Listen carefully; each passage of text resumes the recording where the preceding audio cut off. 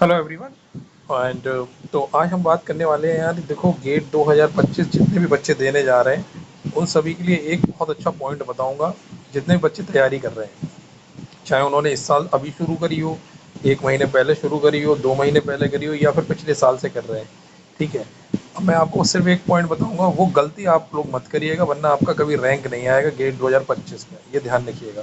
क्योंकि बार बार यही गलती ना, आप ना चाहते हुए भी आप यही गलती करोगे। और ऐसा नहीं है, ये सभी लोग करते हैं, मैंने भी कर चुका हूँ। तो वो गलती ये है, आपको क्या मिस्टेक नहीं करनी है, आप उस पर ध्यान दीजिएगा, ठीक है। अगर वैसा कभी होता है तो तुरंत उसको संभालिएगा। तो मैं यहाँ मिस्टेक की बात कर रहा हूँ कि मिस्टेक आपको कौन सी नहीं करनी है। देखो, ज़्यादातर लोग क्या करते हैं, जैसे मान लो उन्होंने एक सब्जेक्ट पढ़ा ए और एक सब्जेक्ट पढ़ा उन्होंने बी, ठीक है।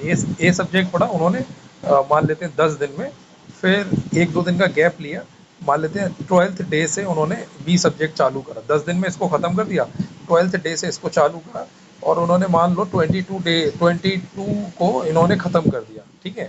यानी कि 1 तारीख से लेकर 10 तारीख तक उन्होंने सब्जेक्ट ए पढ़ा, फिर 12 से लेकर 22 तारीख तक उन्होंने सब्जेक्ट बी पढ़ा। दोनों में उन्हें 10-10 दिन लिए हैं, ठीक है, बीच में 2 दिन का गैप है, कोई बात नहीं, ठीक है, चलेगा काम।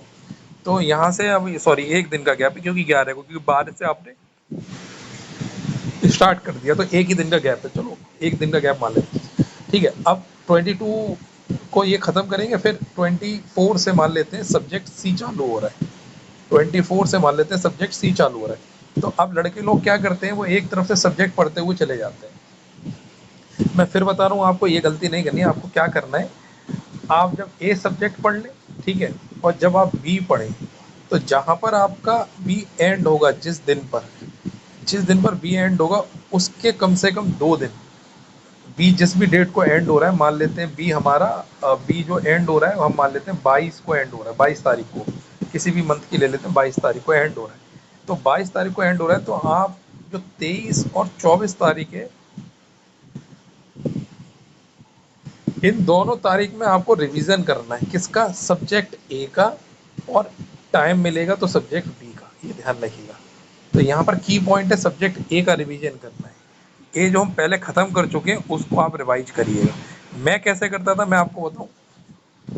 मैं ऐसा करता था, जैसे 1 तारीख से लेकर मैंने 10 तारीख तक सब्जेक्ट ए पढ़ा, ए मेरा ख़त्म हो गया, उसके बाद मैं 2 दिन सिर्फ रिवीजन करता था सब्जेक्ट ए का। तो 10 और 2 12, हमने 13 तारीख से नया सब्जेक्ट चालू करा, मान लेते हैं ये 23 तारीख को ख़त्म हुआ सब्जेक्ट बी। तो मैं क्या करता था पता है, मैं ना ऐसा करता था कि जब 13 तारीख आ गई, 14 आ गई, 15 आ गई, 16 आ गई, ठीक है, 4 या 5 दिन होते थे, फिर मैं बीच में 1 दिन का गैप लेता था और सब्जेक्ट ए को रिवाइज करता था, ठीक है। ये तो ऐसे ही आप सब्जेक्ट बी को रिवाइज करेंगे, ठीक है। जब आप सब्जेक्ट बी को ख़त्म कर लेंगे तो फिर आप सब्जेक्ट सी की तरफ बढ़ेंगे।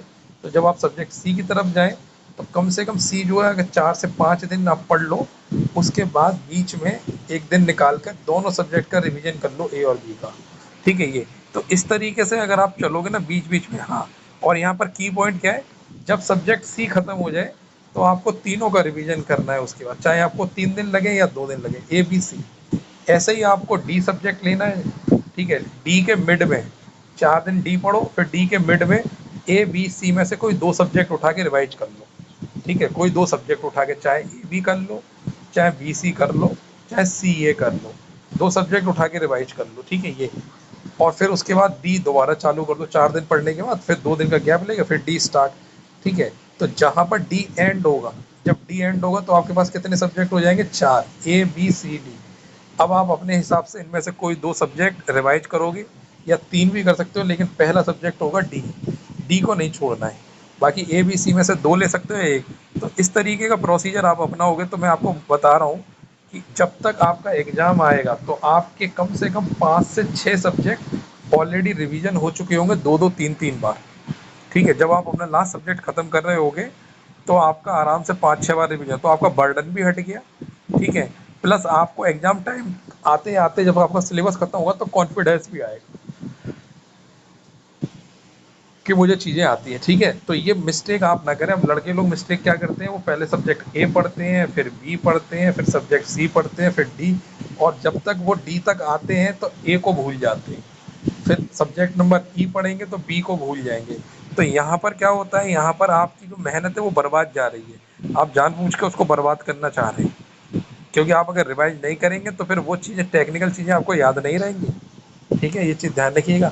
तो ये गलती मत दोहराना, वरना गेट में क्या होगा, तुम पढ़ के तो 10 सब्जेक्ट जाओगे, लेकिन वहाँ पर सिर्फ 1 या 2 सब्जेक्ट के क्वेश्चन बना पाओगे, बाकी सब तुम्हारे दिमाग से धुलमिल हो जाएगा, हौच-पौच हो जाएगी, घिरा हुआ ऐसा रहेगा कि आपको ध्यान ही नहीं रहेगा क्या चीज़ कहाँ है।